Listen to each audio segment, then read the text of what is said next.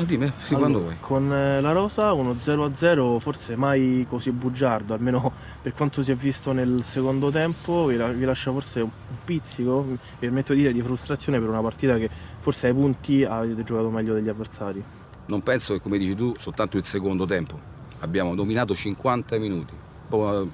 Complimenti ai ragazzi che per 50 minuti hanno giocato a una porta soltanto e si è visto.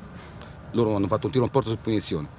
Ci mancavano 3 giocatori, di cui la punta che Roberti, che sicuramente con lui la finalizzazione sarebbe stata diversa. Niente, non so che dire, i ragazzi sono stati bravissimi, è un punto che ci lascia non pizzico di amore in bocca, ma molto amore in bocca.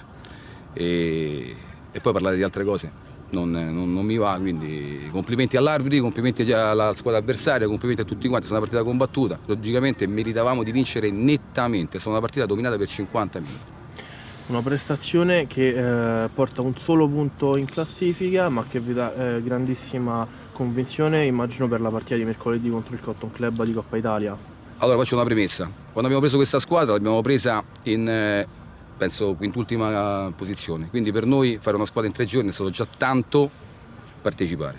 Puntavamo una salvezza tranquilla, siamo, credo adesso non so le altre partite, in zona playoff, Terzi o quarti. non so, quarti, quinti, quello che sia, ma noi puntavamo inizialmente una salvezza tranquilla. Quello che stanno facendo i ragazzi è tanto, siamo 8-9, abbiamo fatto una squadra in una settimana. La partita di Coppa Italia è una partita tosta col Cotton Club che è una grande squadra e speriamo di fare una prestazione del genere senza altro in campo. Abbiamo visto qualcosa che forse stasera c'era qualcosa forse in più, però ripeto, complimenti alla, come si chiama, la squadra Mr.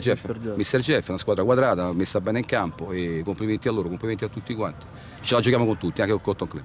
Scherzi dal calendario, mercoledì con il Cotton, settimana prossima con il Cotton, ne dovesse scegliere una, vincere in campionato, vincere in Coppa Italia, quale sceglie la Rosa? Nessuna, noi non guardiamo nessuna partita, noi mancano 6 partite, con la 7 con la Coppa Italia, non guardiamo nessuna partita, giochiamo queste 7 partite a testa bassa e alla fine quello che viene.